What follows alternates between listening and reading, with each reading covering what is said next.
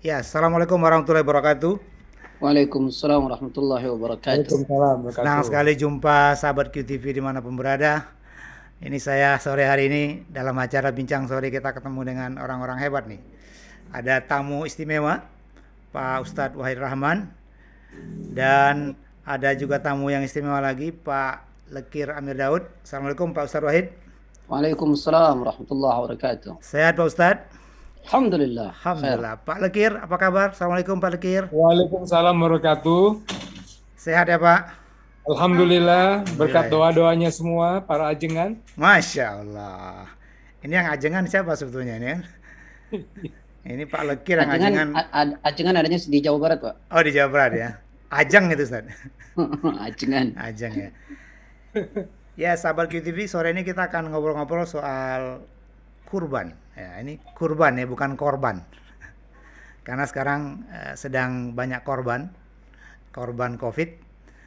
Tapi kita sore ini khusus akan bicara soal kurban. Eh, apa itu kurban? Nah, kapan dimulai kurban? Bagaimana kurban?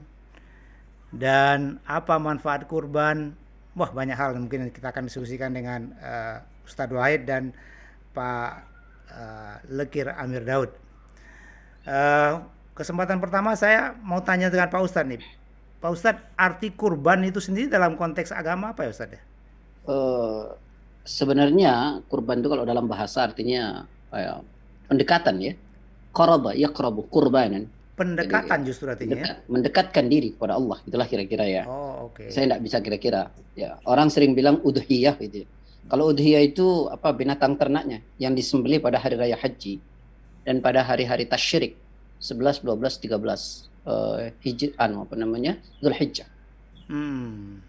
Jadi Kalau kurban itu artinya mendekatkan diri. hmm, Masya Allah. Mungkin Ustadz bisa cerita asal muasal kurban dan eh, bagaimana sekarang kondisinya Ustadz? ini kalau ini saya duluan ya Pak Kiki ya. Iya. Ini, Silakan, ah, Ustaz. apa namanya?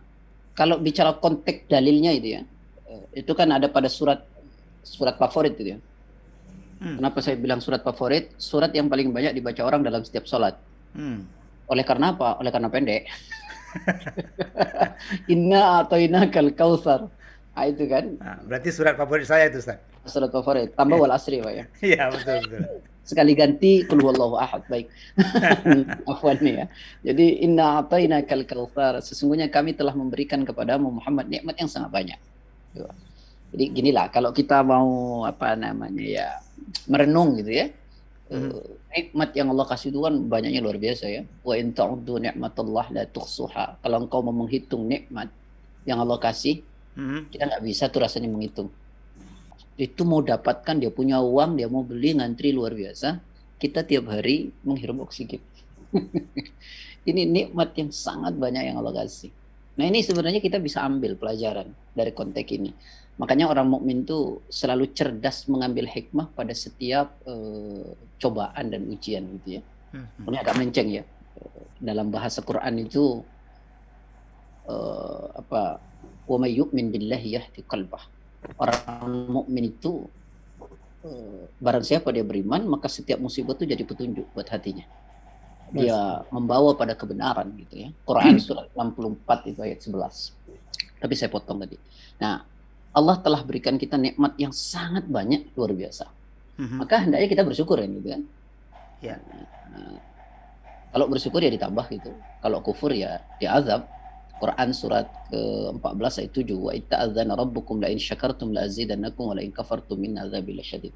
Tapi coba kita spesifikasi Allah Ta'ala fasalli. Nah, gitu ya. Fasalli li rabbika.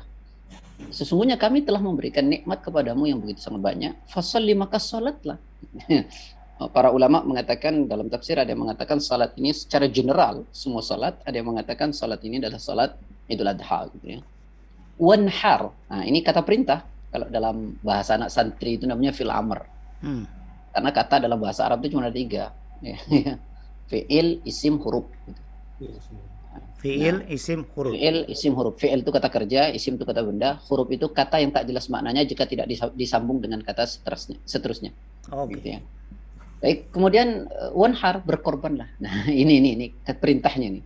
Oh. wanhar, ya. Jadi sholat Nah, dan ini berkorban, Ustaz. ya berkorbanlah gitu. Mhm. Itu hujahnya gitu ya. Kalau kita mau menarik sejarahnya kemana, gitu kan? Mhm. Karena ada latar belakang sejarah yang tadi ditanyakan itu. Kalau kita mau cari latar belakang sejarahnya, bisa dibuka pada surat 37 kalau tidak salah ya. Ya, surat 37 ayat yang ke-100. Oke. Ayat yang ke-100 sampai 106 itu. Ya, Allah Ta'ala berfirman gini. Ini tentang cerita soal Nabiullah Ibrahim, Nabiullah Ismail gitu ya. Nabiullah Ismail dan Siti Hajar. Mhm. Di sini ada doa Nabi Ibrahim, Rabbi habli minas salihin. Ya Allah, anugerahkan aku kepadaku apa namanya seorang anak yang termasuk ya orang-orang yang saleh. Mhm. Jadi ini dulu saya ingin sampaikan sebelum bicara soal kurbannya. Jadi kalau mau minta keturunan tuh ya minta yang soleh. Tidak usah minta yang ganteng, tidak usah minta yang kaya, minta yang soleh. Minta yang soleh. Karena Minta kalau yang soleh insya soleh. Allah ganteng dan kaya, Ustaz. Wah, cakep tuh. Masya Allah. Karena kaya itu kaya hati. Iya, Nah, betul. seberapa banyak pun uang orang kalau dia tidak bersyukur nggak pernah jadi kaya. Iya, Dan iya. kenikmatan tidak bisa diraih. Maka ada ungkapan indah, nikmat bahagia senang tidak pernah terletak dari apa yang kita terima. Tapi nikmat bahagia dan senang terletak bagaimana cara kita menerimanya. Masya Allah. Ini kata-kata yang luar biasa nih. Ini kalau belajar jadi orang Melayu nih. Iya. Terletak dari cara kita menerimanya ya Iya, kebahagiaan. sebab sebanyak sebesar apapun yang kita terima, kalau kita nggak bersyukur nggak pernah jadi nikmat. Iya. Sekecil dan sesedikit apapun yang kita terima, kalau kita bersyukur jadi nikmat. Jadi nikmat. Iya. Saya ingat dulu ada sekelompok orang Ansor datang ke Nabi, Hmm. minta sesuatu, dikasih oleh Nabi. Udah dikasih, mintanya lagi. Sampai habis apa yang ada pada Nabi. Nabi katakan, saya tak ada yang sembunyikan apa yang ada pada diri saya, kecuali sudah kuberikan kepada kalian. Nah, setelah Nabi memberikan, Nabi berpesan 3 pesan. Kata Nabi, wa may yasta'fif yu'ifahullah. Kalau kau jaga kehormatan kalian, maka Allah akan jaga kehormatan kalian. Maksudnya, jaga kehormatan itu jangan minta-minta. Minta-minta itu tidak menjaga kehormatan. Nanti dijaga kehormatan kalian oleh Allah gitu. Wa may yastani yughnihillah. Kalau engkau merasa cukup, Allah akan buat cukup. Nah, selama kita merasa kurang terus, ya kita nggak pernah cukup. Gitu. Kalau kau merasa cukup, kau belajar merasa cukup, nanti dibuat cukup oleh Allah. Nah, begitu juga kemudian kata Rasulullah, kalau kau bersabar, belajar bersabar, maka nanti Allah jadikan kau orang yang pandai bersabar. Nah, kenapa orang minta-minta itu? Karena nggak menjaga harga diri, nggak pernah merasa cukup, nggak mau bersabar. Ya, lepas ini kejauhan ya. Jadi Nabiullah Ibrahim itu berdoa kepada Allah, anugerahkan aku anak yang termasuk bagian dari anak yang soleh. Ini dalam sebuah riwayat, Nabiullah Ibrahim itu kan sudah menikah sebelumnya dengan Siti Sarah. Ya, arti sebelumnya itu bukan berarti dicerai, tidak dicerai. Menikah dengan Siti Sarah bertahun-tahun tidak punya keturunan. Ya, tidak punya keturunan, maka siapa yang akan meneruskan dakwah gitu ya? Beliau menikah lagi tentu perintah Allah ya. Ada sebagian ulama berceloteh begini, oh itu inisiatif Siti Sarah gitu, yang menyuruh gitu ya. Tapi tidak kemudian Siti Sarah mengambil kesempatan itu, Nabi Ibrahim mengambil kesempatan itu mencari sendiri gitu. Nah, kalau kita mikir-mikir nih kita agak Pak ya. Agak krisis istri-istri seperti Siti Sarah ya. Wah, ini Pak Kiki bisa komentar panjang itu. Nah, jangan dengarkan ibu-ibu nanti bahaya nih. lalu kemudian menikahlah dengan Siti Hajar gitu. Lahirlah anak fabasyarnahu bighulamin halim ayat 101-nya, maka kami beri dia kabar gembira dengan seorang anak yang amat sabar. Itu siapa? Nabi Ismail alaihissalam. Ya. Ditunggu lama tak punya keturunan, lalu Allah beri keturunan Nabi Ismail. Ingat ceritanya. Nabi Ismail dan Siti Hajar itu dipisahkan dari Nabiullah Ibrahim atas perintah Allah. Bayangkan, dibawa ke mana? Ke daerah Wadi Bakkah, ya, di antara pegunungan Paran, yaitu antara Jabal Gubis dengan Jabal Nur. Sedangkan Nabiullah Ibrahim di mana? Babilonia kan ya? Lalu kan dibawa ke Mekah, bayangkan. Lalu ditinggal di situ anak dan istrinya. Hajar pun bertanya, wahai suamiku, benarkah kau akan tinggalkan kami di tempat yang tandus gersang ini? Tidak noleh Nabiullah Ibrahim. Kenapa? Karena tahu secara logika tidak mungkin ditinggalkan di tempat itu. Tapi kemudian Siti Hajar bilang, ini perintah Allah atau maumu? Nabi Ibrahim mengatakan perintah Allah. Nabi Siti Hajar tak lagi bertanya. Sudah selesai. Karena kenapa? Keyakinanlah itu kalau perintah Allah. Nah, kita ini kan suka mikir kalau perintah Allah, kayaknya nggak mungkin, macam-macam lah. Nah, makanya kita ini kalau sudah perintah Allah, perintah Rasulnya, cuma dua kata yang boleh keluar dari kita. Sami'na wa ata'na. Saya dengar, saya taat. Oleh sebab Allah nggak mungkin mendolimi. Walaupun nanti ada sebuah pengorbanan yang sangat luar biasa. Karena ketika Siti Hajar di sana dengan Ismail, kehabisan bekal kan. Iya. Lalu kemudian siapa Siti Hajar, Ismail nangis itu minta, ya kehausan lah bahasanya begitu, kekurangan bekal. Tapi tidak membuat putus asa Siti Hajar untuk mencari di tempat yang tidak mungkin menurut logika. Tandus gersang. Tetap aja berlari-lari dari Sofa ke Marwah yang kemudian menjadi cikal bakal sa'i. Naik ke atas bukit, naik ke atas bukit. Kenapa naik ke atas bukit? Karena ingin melihat ada nggak rombongan yang lewat di situ untuk minta bantuan. Tapi coba lihat ya, karena usaha, Allah hargai itu usaha. Keluarlah air Zam-Zam yang sampai sekarang tak pernah habis. Inilah kekuatan usaha. Makanya mukmin itu tidak boleh malas-malas, harus usaha. Harus usaha. Nah, nanti kita bicara dalam konteks yang lain. Insya Allah lebih asik di situ. Nah, gitu ya. Kemudian setelah anaknya dipisahkan, lalu sampai pada usia, ya, falamma balagha ma'ahu, saya ayat 102-nya, qala ya bunayya inni ara fil manam anni adbahuka fandur madza tara, qala ya abati fa'al ma tu'mar satajiduni insyaallah minas sabirin. Ketika anaknya sampai pada usia bisa diajak berusaha, lalu beliau berkata, ya bunayya, wahai anakku, inni ara fil manam, aku melihat dalam mimpiku, anni adbahuka, sesungguhnya aku menyembelihmu. Bayangkan tak punya anak, sudah usia lah cukup lama, sepuh begitu, lalu dikarunia anak, setelah dikarunia anak dipisahkan dari beliau, setelah anaknya sampai pada usia bisa diajak berusaha, disuruh sembelih. Kalau itu terjadi sama kita, Masya Allah, kita COVID sudah kalang kabut. Iya. Suruh beli kambing pun mikirnya setengah mati. Betul. Ini Nabiullah Ibrahim tidak punya anak, lama terus dikasih anak, dipisahkan dari beliau, lalu kemudian pada sampai usia bisa diajak usaha, lalu disuruh sembelih. Insyaallah. Baik. Lalu ayat ini mengatakan fandur madza tara, wahai anakku, apa pendapatmu? Bagaimana pendapat? Padahal itu perintah Allah ya, tapi Nabiullah Ibrahim tidak bilang begini, Ismail sini saya potong, enggak. Fandur madza tara, wahai anakku, bagaimana pendapatmu? Nah, disinilah kadang-kadang kita orang tua ini suka tidak menguongke anak. Kamu menguongke itu bahasa Inggris, bahasa Inggris apa? Menguongke anak, menghargai gitu loh. Jadi mesti kita anak itu kita ajak gitu, ngobrol gitu. Kita ajak ngobrol, diwongke gitu loh. Iya. Hebatnya apa? Ini kan dalam pengasuhan siapa? Siti Hajar. Dalam keterbatasan, kekurangan finansial, tapi mampu mencetak generasi handal seperti Ismail. Maka lihat jawaban Ismail. Qala ya abati fa'al ma tu'mar. Wahai ayahku, lakukanlah apa yang diperintahkan oleh Allah. Masya Allah. Al-ummu madrasatul ula. Ibu adalah sekolahan pertama buat anaknya. Dalam keterbatasan, kekurangan finansial, mampu melahirkan generasi handal. Orang sekarang, wah dia tenterang aja pinter. Karena dia punya ini, punya itu, punya ini, punya fasilitas. Ini aneh gitu ya. Fandur madza tara. Satajiduni insyaallah minas sabirin, maka pasti insyaallah engkau akan mendapati aku, ayahku, termasuk anak yang sabar. Nah, ini latar belakang sejarahnya. Ya, falamma aslama wa talahu lil jabin, tatkala keduanya telah berserah diri dan Ibrahim membiarkan anaknya atas pelipisnya, nyatalah kesabaran keduanya.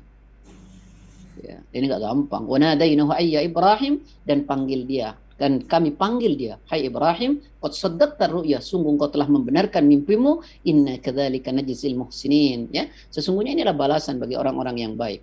Inna hadza lahuwal bala'ul mubin. Nah, catat nih di sini. Sesungguhnya ini benar-benar sesuatu ujian yang nyata. Ini ujian yang nyata. Gitu ya. Nah, kita ini kan hebat ya. Hebatnya apa? Kita, wah saya beriman, saya hebat. Coba ukur imannya. Kapan bisa ukur iman? Kalau sudah datang ujian. Kalau belum diuji, tidak tahu kuat dia. Orang saya kuat, hebat, kasih batu suruh angkat. Tidak ada batunya dibilang kuat. Sama orang, oh saya tidak bakal korupsi, tidak bakal. Kerjanya di mana? Oh, ini mohon maaf, bukan merendahkan. Saya kerjanya cleaning service. Ya, terus apa yang mau dikorupsi? Kalau sudah ada nih yang dikorupsi, dia kuat, tidak korupsi baru. Makanya Allah bilang, Dalam Quran surat 29 ayat 2 dan 3, ahasiban nas ayyutraku ayyaqulu amanna wa hum la yuftanun. Apakah manusia mengira dia cukup dibiarkan mengatakan saya telah beriman padahal belum diuji. Walaqad fatanallahu min qablihim, dan Allah telah menguji orang-orang terdahulu. Allah tahu siapa yang beriman dengan betul dan siapa yang pendusta. Wah, Orang tuh tahu kuat imannya kalau sudah diuji. Nek gak diuji ya. Kemarin cerita-cerita sama Pak Budi, ada Ustadz gimana Pak? Kemarin Pak, Ustadznya pun tak kuat sekarang ujian. ternyata Ustadz juga manusia gitu ya. Kata jemaahnya Pak Ustadz siapa yang cerita? Ustadz Somad. Kemarin kita cerita. Ada orang, Ustadz ditanya, Ustadz saya dapat hadiah. Berapa? 400 juta. Hadiah. Kata Ustadznya haram. Hadiah Pak Ustadz? Haram. Lalu tanya, hadiah apa? Hadiah dari inilah. Kayak gitu. Berapa? 500 juta. Haram juga. Padahal Pak Ustadz tadinya saya niat 400 jutanya buat Pak Ustadz loh. Kalau begitu kayaknya khilafiyah tuh. Cobalah kita kaji dulu. Kacau juga, tak kuat juga dengan ujian. Makanya sekarang banyak Ustadz tak kuat dengan ujian fulus. Jadi fulus itu termasuk ujian Ustadz ya? Gitu. Ini latar belakang sejarahnya ya Pak ya. Iya. Latar belakang sejarahnya dari korban gitu ya. Iya. Lalu kalau ditanya gimana sih hukum korban? Sebagian ulama ya mengatakan wajib. Ya, bagi siapa? Bagi orang yang punya kemampuan. Makanya dikatakan man kana lahu sa'atun ya walam yudahhi fala yaqrabanna musallana. Siapa orang punya keluasan harta saat itu, lalu dia tidak berkorban, jangan dekat-dekat dengan tempat sholat. Jangan dekat-dekat dengan tempat sholat.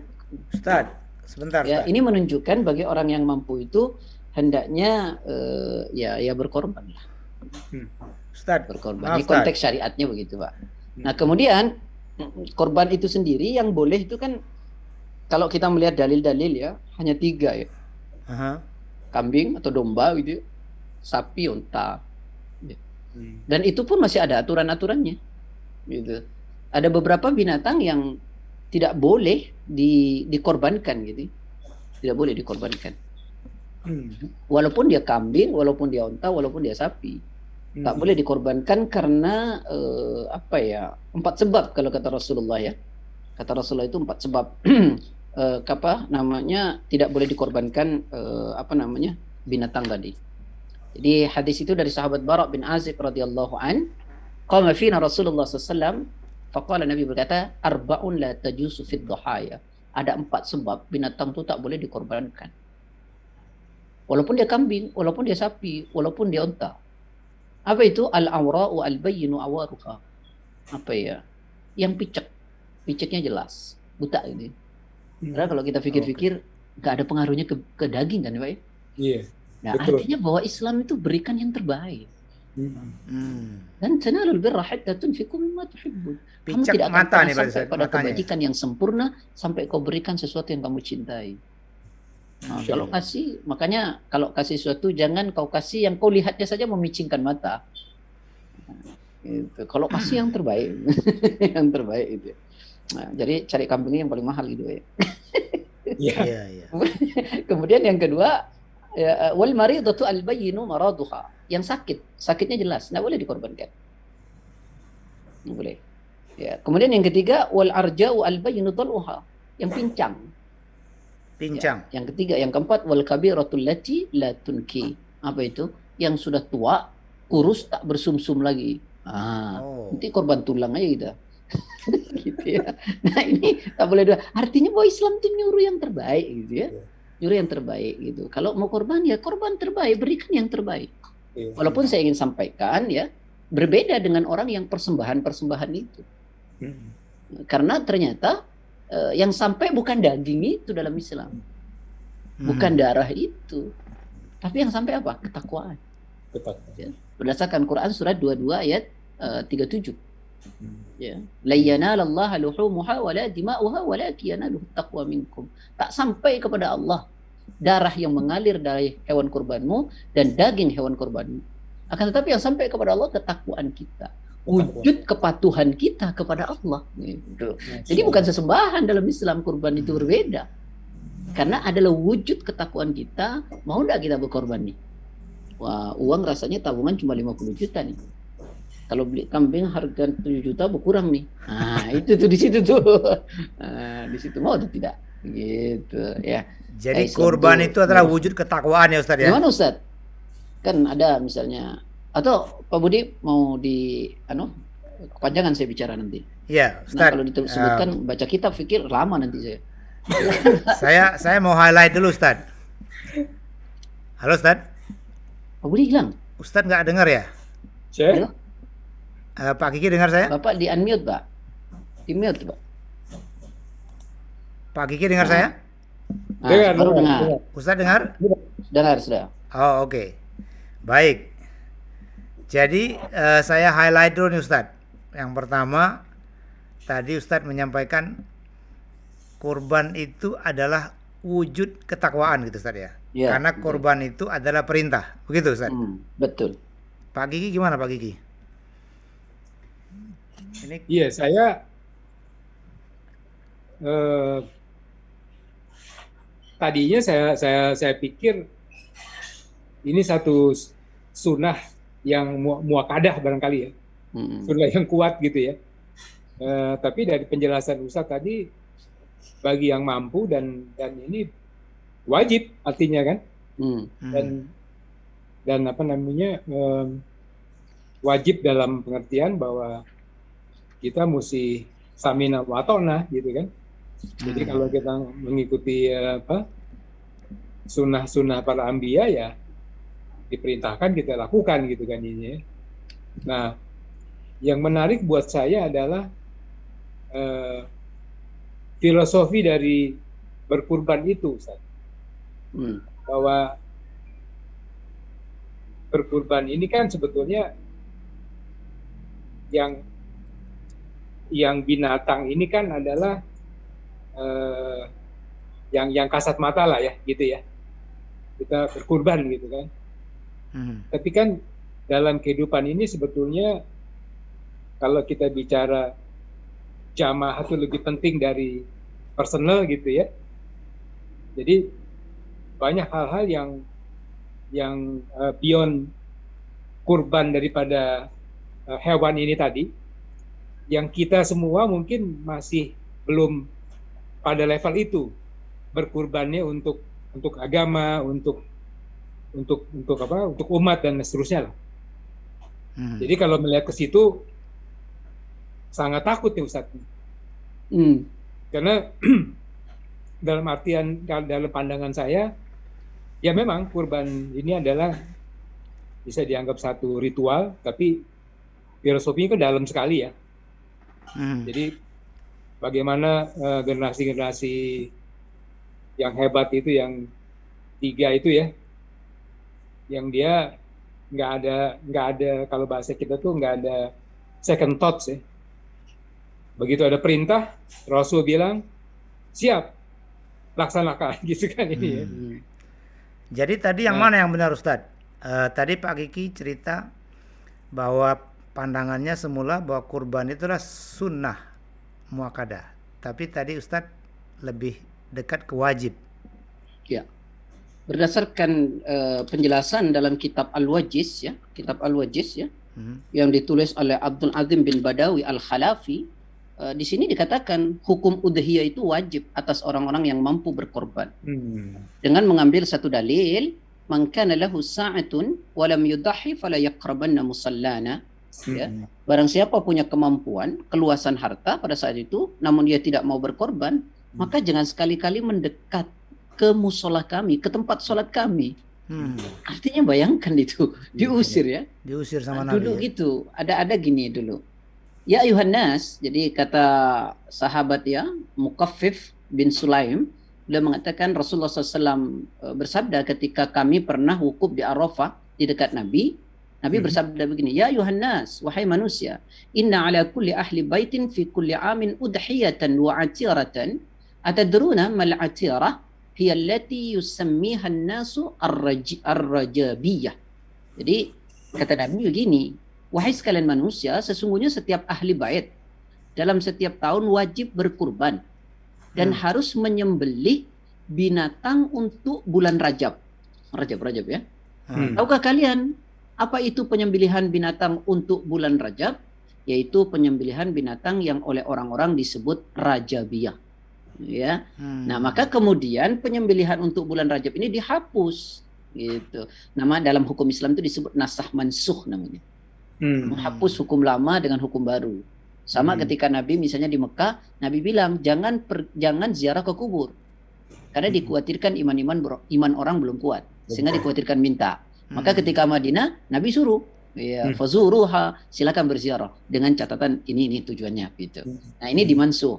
Jadi tidak ada lagi namanya potongan korban atirah, ya, al-atirah, yaitu penyembelihan di bulan Rajab atau disebut Rajabiyah. Maka la far'ah wala atirata. Tidak ada penyembelihan untuk mencari barokah dan tidak ada penyembelihan untuk bulan Rajab. Kan sekarang orang cari, wah biar ini kuat anunya jembatannya, potong hewan, palanya di situ, cari berkah atau macam-macam gitu ya. Ya, maka kemudian hukum itu dimansuh namanya, Pak. Dimansuh itu diganti. Maka lihat Anjundu ibni Sufyan Al-Bajalli qala sahidtu an-nabiy sallallahu alaihi wasallam yawm an-nahri qala man dhabaha qabla an yusalliya falyu'id makanaha ukhra wa man kana lam yadhbah falyadhbah. Nah, ini ya. Jadi kata Rasulullah pada hari nahar itu tanggal 10 ya. Saya pernah menyaksikan Rasulullah bersabda, barang siapa menyembelih binatang kurban sebelum salat maka hendaklah ia mengulangi menyembelih lagi. Karena itu tak boleh gitu. Tak boleh. Nah, kalau sudah salat baru. Nah, sampai 11, 12, 13. Nah, berdasarkan hujjah ini maka wajib gitu, Pak. Ustadz, saya mau tanya dulu nih Ustadz. Kategori wajib mampu itu apa? Mampu beli kurbannya atau mampu dalam konteks orang sekarang punya mobil, punya rumah? Itu bukan mampu, itu super mampu itu. Mampunya seminimal mampu itu seperti apa, Ustaz? Untuk bisa beli hewan kurban dan untuk makan 3 hari ke depan. Oh, artinya kalau kita punya uang bisa untuk beli hewan kurban, apakah itu kambing atau sapi, lalu cukup untuk 3 hari ke depan makan, itu kategorinya mampu? Mampu tuh, Pak. Keluasan harta namanya. Punya keluasan. Masya Allah. Berarti kita ini banyak betul nih dosa selama ini gitu ya. Nganggap mampu itu punya mobil, punya rumah dulu nih, Ustaz. Iya. Gimana Pak Kiki? Sama dengan orang haji tuh.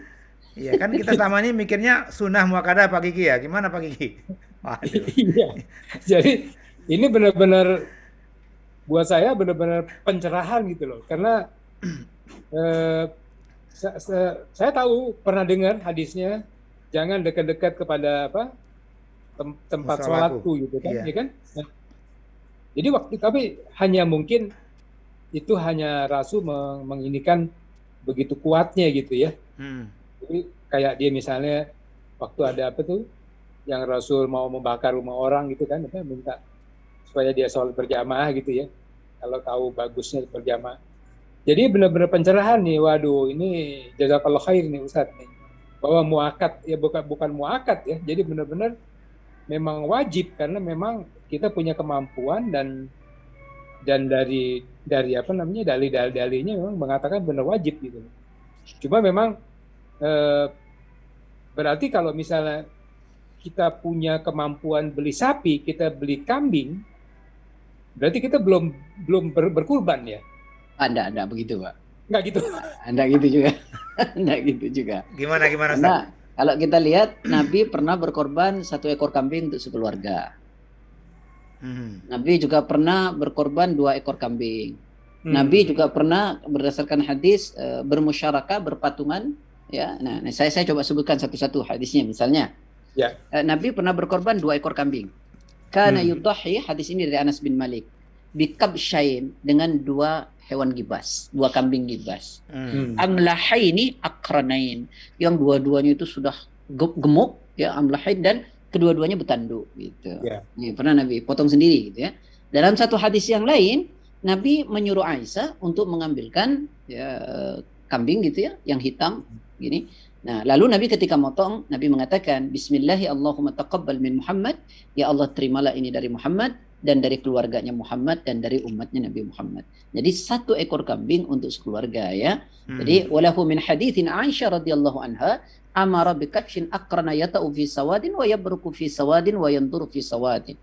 Fa'utiya bihi liyudahhiya bih. Faqala laha ya Aisyah halummi al-mudya thumma qala ishhadiha bihajar. ففعلت ثم أخذها وأخذه Ya, dan ini hadis yang menjelaskan tentang Nabi 1 ekor kambing gitu ya.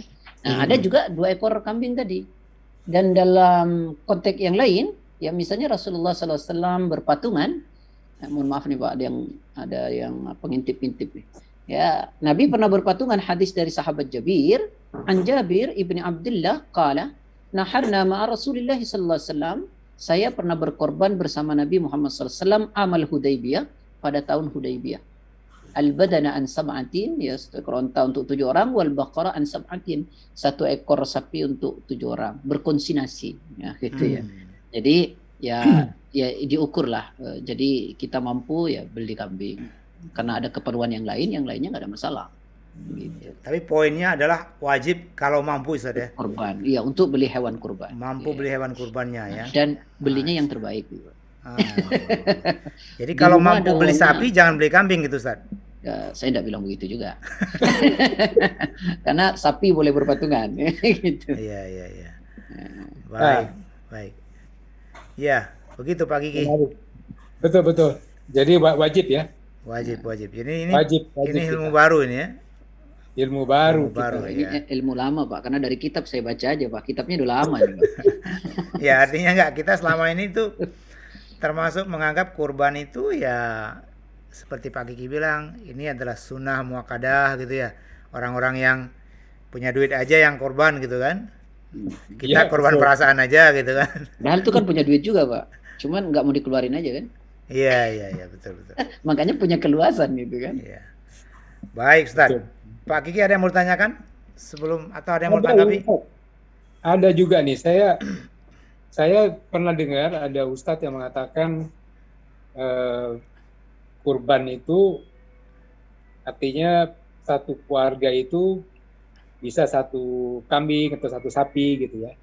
Pertanyaan saya adalah, apakah itu hanya berlaku untuk keluarga yang anak-anaknya belum punya penghasilan atau belum mandiri lah. Kalau salah seorang anaknya sudah pisah rumah gitu misalnya gitu kan, atau masih tetap di rumahnya gitu karena rumahnya besar sekali ya, dan dia sudah punya penghasilan, apakah juga dia wajib untuk kurban sendiri? Itu jadi menarik tuh. Rumahnya besar sekali gitu ya. Terus kambing 1 sekeluarga. Ada rasa malu nggak sama Allah? Kira-kira begitulah, nggak bisa dijawab secara syariah itu. Karena rumahnya besar sekali. Anaknya sudah berkeluarga, tinggal di situ juga. Terus bapaknya saja kurban 1 ekor kambing harga 4 juta begitu ya. Nggak malu kan sama, kira-kira begitu.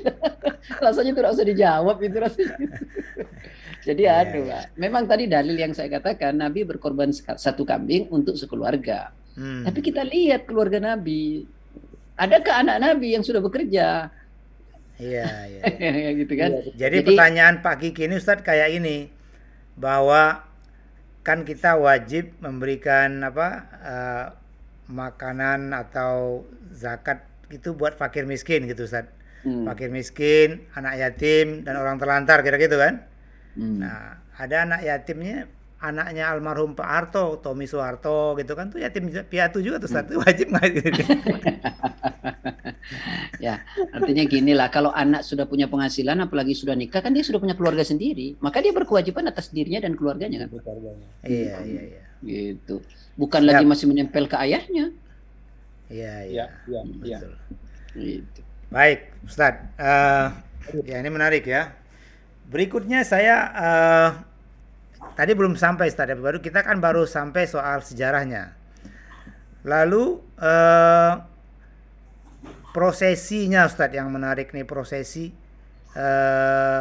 bagaimana ceritanya ketika Nabi Ismail akan dikorbankan oleh ayahandanya Nabi Ibrahim, tiba-tiba diganti dengan seekor kambing yang besar. Nah itu ada yang cerita kayak sulap gitu Ustadz, tiba-tiba ganti kambing, atau dia nggak jadi dikorbankan, tahu ada kambing. Nah gimana penjelasannya Ustadz? Anda Pak, selesai diperintahkan wa nadainahu ayya Ibrahim, dan kami panggillah hai Ibrahim, qad saddaqta ar-ru'ya inna kadzalika najzil muhsinin. Sesungguhnya ya telah membenarkan mimpi itu, kamu telah membenarkan mimpi itu. Mhm. Sesungguhnya demikianlah kami memberi balasan pada orang-orang yang berbuat baik. Inna hadza lahuwal bala'ul mubin. Ibrahim, sungguh ini benar-benar ujian yang nyata. Wa fadainahu bidibhin adim, ya, dan kami tebus anak itu dengan seekor sembelihan yang besar. Bukan kemudian ketika mau disembelih ada malaikat terbang bawa kambing. Lalu kemudian ketika disembelih Ismail jadi kambing, ya enggak, disuruh motong kambing gitu, Pak. Oh, jadi ada proses Itu Nabi komitmen. Ibrahim diberitahu Allah bahwa ini benar-benar cobaan, lalu kemudian Allah ganti dengan kambing, lalu Dan kami tebus anak Oh. itu dengan seekor sembelihan yang besar. Ayat Lalu? 107, surat 37. lalu Nabi Ibrahim benar-benar memotong kambing gitu saja. Kambing, Pak. Oh. Bukan kemudian Ismailnya jadi kambing, Pak. Bukan. Iya, ini juga. Dan apalagi malaikat terbang bawa kambing. Oh, oke. Pak Gigi gimana, Pak? Pak Gigi Ya, ketawa-ketawa. ini juga satu pencerahan nih. Saya selama ini pikir jadi Nabi Ibrahim betul-betul ingin memotong gitu kan ya. Konteksnya bahwa Allah mengganti itu baru sekarang ini saya jelas loh bahwa udah kalau begitu ya udah jangan diterusin, silakan ganti dengan kambing gitu kan, artinya gitu kan. Ya, ditebus dengan sembelihan Ditebus yang dengan besar. kambing gitu kan. Artinya Nabi Ibrahim mencari kambing lalu dia menyembelih kambing gitu kan, atau domba gitu kan ini ya. Ada proses.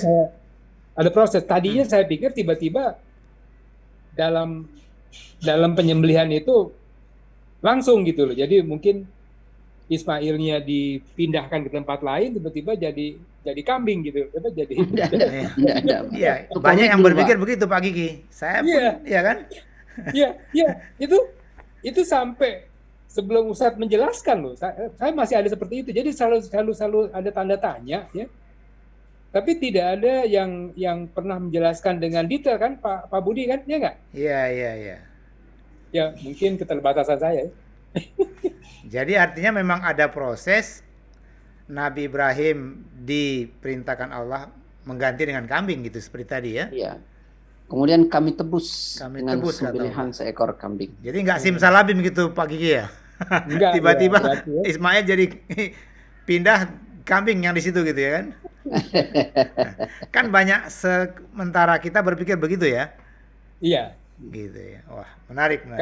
Masya Kalau Allah. itu kan kayak sulapnya si David Copperfield kan, ya illusion kan. Iya. Jadi tiba-tiba Iya.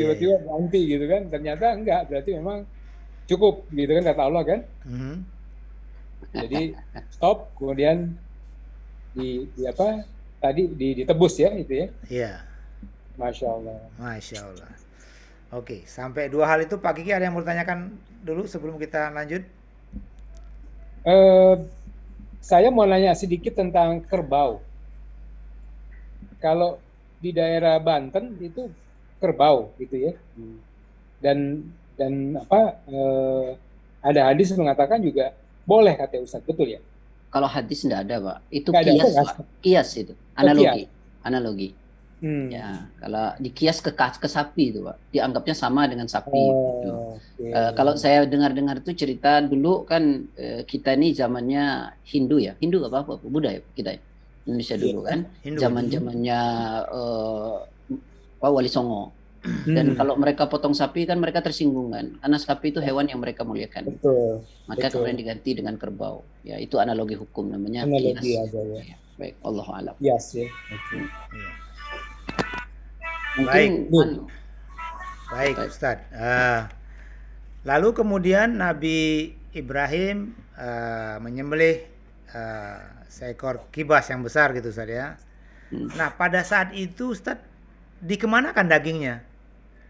ya diberikan, Pak.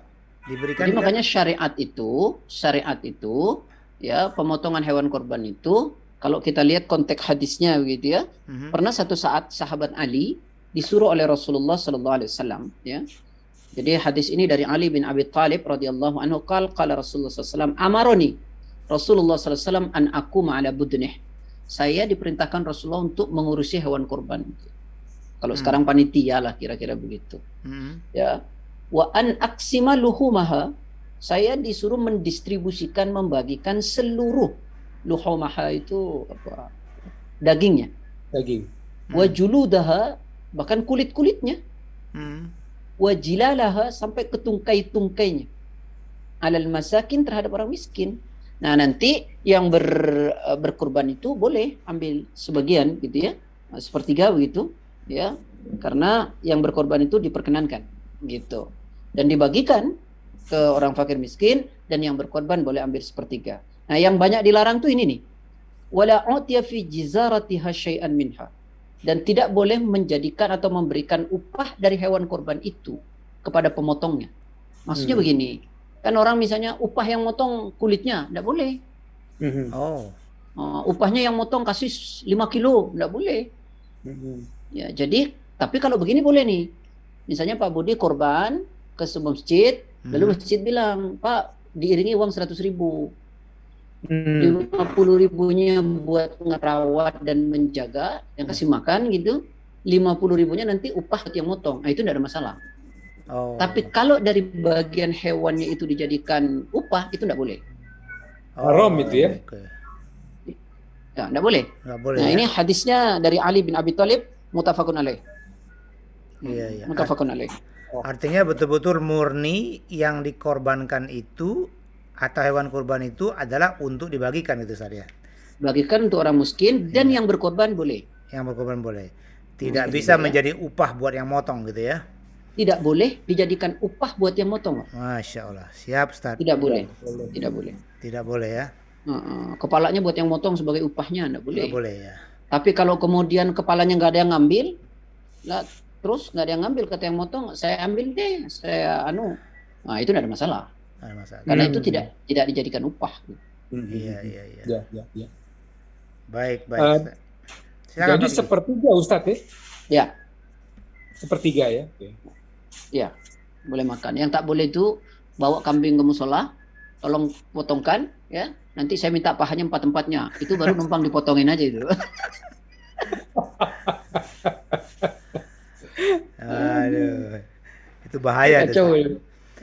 Kalau sepertiga sapi itu banyak, Ustadz. Kalau sepertiga satu paha, kambing. Pak. Satu paha belakang, Pak. Satu paha belakang. Iya. Waduh, banyak itu. Iya. Ya, kita kan bagikan lagi juga. Iya. Saya jarang kan kita juga korban di tempat kita sih ya, jarang ya. Iya. Saya sekali-kali aja korban di tempat saya, ya bagi paha. Ya, kita juga bingung cara makannya, yang ngolahnya bingung, kita bagikan juga, sama saja. Iya. Baik, Ustadz. Sekarang dalam konteks kekinian, Ustadz. Dalam konteks kekinian. Ini saya bingung saya. Ini apa nih? Ini bicaranya sudah bicara zaman now gitu ya. Iya. Nah, kurban zaman now. Tadi kan ada kriterianya kambing atau sapi. Atau onta. Atau dikiaskan boleh kuda. Kerbau, Pak Gigi ya? Iya. Kerbau tapi ya. Saya sih nggak menyarankan. Nggak menyarankan ya, tapi mungkin boleh adalah itu ya. Dapat itulah. Oke. Lalu cara berkurban itu sendiri seperti apa, Ustadz? Maksudnya kalau orang mau berniat berkurban itu ada apa namanya? Ada etikanya nggak sih kalau dari awal kita mau berkurban mau gimana sampai hari berkurban gitu ya? Oh iya. Ada anjuran misalnya bagang siapa yang mau berkorban ya dari tanggal 1 Zulhijjah sampai selesai dipotong, dia tidak boleh memotong kuku dan rambut gitu atau gitu. Diulang, Ustadz, putus-putus. Nih, iki jenggotnya masih dipelihara, berarti mau berkorban. Jadi bagi yang mau berkorban ya dari tanggal 1 itu sampai selesai dipotong, sampai dipotongnya hewan itu, tak potong kuku, tak potong rambut itu ya, tak potong bulu-bulu gitu. Makanya saya bilang, Pak Kiki jenggotnya masih ada, berarti berkorban karena tak dipotong. Karena nggak dipotong ya. Jadi tak boleh. Ya, tapi apakah kalau kemudian sudah memotong kuku, motong rambut lalu dia berkorban? Sunnah, Pak. Apakah menjadikan kemudian kurbannya tidak sah? Tetap sah. Karena ada orang misalnya dia tak punya uang nih dari tanggal 1. Ah. tak punya uang, dia tidak niat Iya. berkorban, tidak ada Iya. punya uang dia, hanya cukup makan saja Iya. uang itu. Hmm. Nah, atau bayar sekolah anaknya. Lalu tiba-tiba dia dapat rezeki. Itu sudah tanggal 7 Dzulhijjah. Wah, dia dapat rezeki atau dibagi orang untuk berkorban hadiah, lalu dia berkorban. Dia dari tadi sudah potong rambut, Potong tidak ada rambut, masalah. iya. Nggak ada Tidak ada masalah, masalah. ya. Tidak ada masalah. Iya. Itu Jadi sunnah. itu tidak membatalkan kurbannya. Tidak membatalkan kurbannya. Saya justru lebih tarik begini. Hikmah yang tadi konteks filosofi kalau kata Pak Daud ya. Untuk filosofi. Sebenarnya dari korban itu ya satu kita mengikuti perintah Allah dan Rasulnya kan. Sudah jelas ittiba Rasulullah. Kita mengikuti gitu. Yang kedua bahwa kita belajar untuk ikhlas sebenarnya. Ya. Ya itu satu. Dengan dalil la yanalallaha luhumuha wala dima'uha walakin yanaluhu taqwa minkum. Daging onta darahnya itu tidak pernah sampai sekali-kali kepada Allah, yang sampai adalah nilai ketakwaannya. Ya, ini kan belajar ikhlas ya, belajar ikhlas ya. Kemudian yang pertama saya bilang mengikuti Nabi ya, mengikuti Nabi. Kemudian yang ketiga mungkin belajar kita untuk bersedekah harta ya, untuk belajar mengeluarkan apa yang kita miliki gitu. Agar kita tidak menjadi orang yang bakhil. Kalau kita lihat dalil umum itu kata Rasulullah, khaslatani la tajtami'ani fi mu'minin al-bukhlu wa su'ul khuluq. Ada dua sifat yang tak boleh melekat pada orang yang mengaku beriman. Yang pertama adalah bakhil. Bakhil itu artinya pelit. Maknanya pelit itu medit. Artinya medit, koret. Gitu ya. Wa su'ul khuluq, dan kerusakan budi pekerti. Jadi setiap orang yang mengaku muslim itu mesti beretika dan dermawan gitu ya. Bahkan kalau kita lihat indikator orang bertakwa dalam Quran surat 3 ayat 134 itu, alladzina yunfiquna fis sarra wad dharra, adalah mereka yang menafkahkan hartanya baik lapang maupun sempit gitu. Ya, lapang maupun sempit. Jadi belajar untuk bersedekah gitu ya. Iya. Ya, dan seterusnya gitu. Allahu a'lam. Iya. Jadi hikmahnya pertama adalah kita ketaatan, Ustaz ya. Iya, ketaatan kepada Allah. Lalu kemudian kepekaan gitu ya, kepekaan sosial. Nah, ini kalau bicara soal sosial dan kepekaan sosial ini Pak Kiki ini ahlinya nih, Ustaz. Ahlinya tuh Pak Kiki. Mungkin kita dengar gimana hubungannya Pak Kiki berkurban dengan kepekaan sosial gitu kan. Saya sempat berpikir gitu ya, bahwa dalam situasi yang sekarang ini nih Ustadz ya, Pak Budi, di mana rakyat ini makan aja susah gitu ya. Kan yang di PHK sudah banyak, kemudian yang tabungan udah habis lah. Kalau tahun lalu masih ada tabungan lah, sekarang nih udah ibaratnya kering lah gitu ya. Sehingga dalam konteks ini kurban ini lebih bagus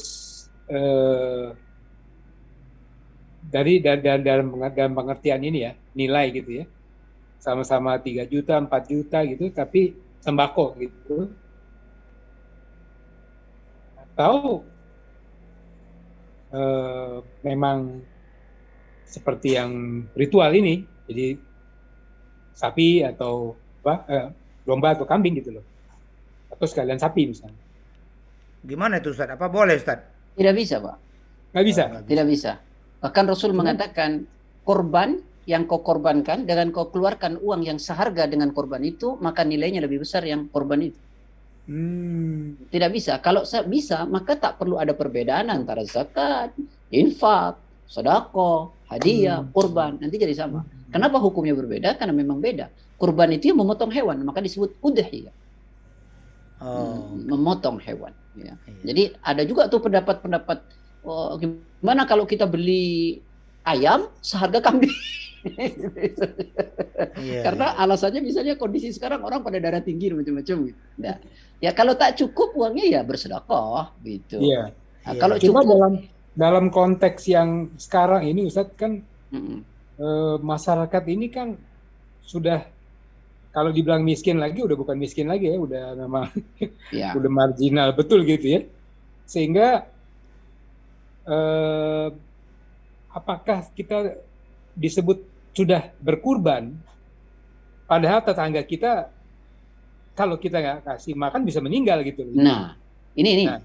kalau kita lihat tetangga kita atau ada kita punya uang nih, misalnya saya punya uang 5 juta. Iya. Saya harus beli misalnya 2 juta saya untuk makan lah. Saya 3 Iya. juta untuk beli kambing. Sudah kita niatkan. Lalu tiba-tiba kita lihat orang ini sakit. Kalau tidak diantar rumah sakit, dia parah nih dan tidak ada uang. Ya kita Iya. keluarkan uang yang tadinya buat beli korban, ya nggak jadi beli korban. Gitu. Karena belum saatnya. Ya gitu. Tapi kalau uangnya cukup, kurban juga bantu juga Ustaz ya. Masya Allah, kasih saya juga lagi malah tambah itu Pak. Iya. Jadi gitu Pak Kiki ya. jadi kalau itu Pak Budi, ya, kalau disebut bahwa orang ini punya kecukupan rezeki untuk berkurban, harusnya dia juga dalam kondisi sekarang berinfak lebih banyak lagi dari kurbannya mungkin ya. Iya betul. Bersedekahnya gitu ya, ya nggak? Ya. Jadi artinya bahwa kita itu harus punya kepekaan sosial sebelum kurban itu muncul. Betul. Dan kurbannya tanggal 10 nih. Sekarang saya melihat orang tetangga saya nggak bisa makan. Iya. Gara-gara saya uangnya buat kurban, tak dikasih itu buat orang makan itu. Nah, itu gila itu. Itu gila. Pasti kita kasih dulu buat makan. Jadi tetap ada prioritas tadi ya. Artinya apalagi di Iya, Pak, terus? Ya, artinya kalau kita melihat ada orang dekat, tetangga atau kerabat kita yang benar-benar butuh buat makan saja susah atau buat sakit berobat nggak bisa, itu dahulukan saja. Halo? Ya, dahulukan itu, Pak. Dahulukan itu jangan, ya. Jangan kasih tahu. Nanti makannya tanggal 10 Dzulhijjah aja setelah saya potong kambing. Nah, begitu. Nggak bisa begitu ya. Kata dia, ini baru tanggal 6 Pak, masih lama 4. Itu besok sudah mati gitu. Begitu Pak Kiki. Baik. Mungkin gini lagi. Di zaman yang real time, kemudian yang begitu hebatnya ya, interconnected ini ya. Kan kita tetangga itu kan bisa juga tetangga pulau, di mana kita tahu di situ ada satu enclave, satu komunitas yang memang sudah ibaratnya SOS lah ya gitu ya. Nah, apakah kita tinggal di Pulau Mas yang mungkin alhamdulillah masih berkecukupan gitu ya, atau tinggal di Pondok Indah misalnya yang berkecukupan. Nah, nggak ada tetangga yang kekurangan gitu loh, sehingga masih bisa berkorban macam-macam. Apakah ini juga berlaku, Ustaz? Sekarang tuh bukan lagi bicara soal teritorial, Pak. Betul. Sekarang tidak lagi bicara teritorial. Misalnya saya ini tinggal di Jakarta. Yeah. Saya punya saudara di Madura. Saya dengar kalau saudara itu tidak bisa makan. Yes. Karena sakit dia tidak bisa ke rumah sakit. Ya tentu saya yang mendengar ini punya kewajiban itu. Iya. Yeah. Kalau saya punya kemampuan. Kalau tidak punya kemampuan, saya telepon Pak Daud. Pak Daud, ada orang begini, barangkali mau kasih. Nah, itu seperti itulah. Bukan kamu bisa sama lain itu saudara katanya. Betul. Betul, Ustaz. Gitu. Aduh, ini luar biasa pencerahannya nih. Iya, iya. Ini nih yang kurang nih, Ustaz. Jadi berempati, peka ini ya. Kepekaan sosial ini yang kurang ya dalam pelajaran fikih kita nih, Ustaz. Saya menyebutnya Pak, kepekaan tanpa batas. Nah, sekarang kepekaan kita sangat dibatasi oleh kanan kiri depan belakang. Jadi kita seolah-olah ingin tutup mata di sebuah tempat di mana tempat itu mengalami kemiskinan yang sangat luar biasa. Betul. Saya sering begini, kita di Jakarta nih, orang-orang di Jakarta seperti sedekah Jumat misalnya. Orang ramai memberi di Jakarta kan? Iya, betul. Membuat apa sih? Membuat orang dari daerah datang ke Jakarta untuk minta-minta. Betul. Kenapa tidak kita yang kemudian mengantarkan itu ke daerah? Nah, gitu loh. Makanya saya bilang kepekaan tanpa batas teritorial. Wah, menarik. Nah, hal-hal seperti ini mulai harus difikirkan. Jadi kalau bahasa saya bersedekah termanage, ya itu jauh lebih baik daripada bersedekah tidak termanage. Yes. Ya kalam itu datang untuk memanage sedekah salah satunya. Masya Allah. Kan gitu kan? Karena saya teringat sahabat Ali mengatakan al-haqqu bila nizam yaghlibul batil bin nizam. Sesuatu yang baik tidak dimanage dengan baik mengalahkan kebatilan yang termanage. Saya yakin sekarang orang bersedekah itu banyak, tapi kita seperti berserakan di jalanan tanpa kita manage yang baik. Kalau di manage dengan baik, Masya Allah. Orang bersedekah sporadis sekarang. Saya mau sedekah santunan begini-begini. Berapa orang? 50 orang santunan. Coba kalau dia satu orang dia sekolahkan selama 1 tahun itu. Dia menghasilkan sesuatu nantinya. Gitu. Jadi al-haqqu bila nizam yaghlibul batil bin nizam, sesuatu yang baik tidak dimanage dengan baik kalah dengan kebatilan yang termanage. Sekarang sesuatu yang mungkarat tidak baik dimanage dengan baik, rapi, mengalahkan yang baik tapi tidak termanage. Betul. Iya. Jadi Ustadz, balik ke topik yang tadi, kurban ini juga menjadi momentum kita untuk meningkatkan kepekaan sosial lah, gitu Ustadz ya. Betul. Iya. Karena kita wajib ya ternyata memberikan berkorban gitu ya. Bagi yang mampu. Bagi yang mampu ya. Baik, banyak sekali yang sudah kita diskusikan ya. Saya kira Ustadz, jazakallah khair, syukron Jazakallah khair. atas informasinya nih Pak Kiki. Terima kasih banyak Pak Kiki Daud. Masya Allah. Insya Allah nanti kapan-kapan kita diskusi lagi dengan acara Bincang Sore QTV. Siap. Saya doakan semoga semuanya sehat. Semoga kita semua dan keluarga dalam keadaan sehat. Amin. Lebih kurang mohon maaf. Assalamualaikum warahmatullahi wabarakatuh. Waalaikumsalam warahmatullahi wabarakatuh.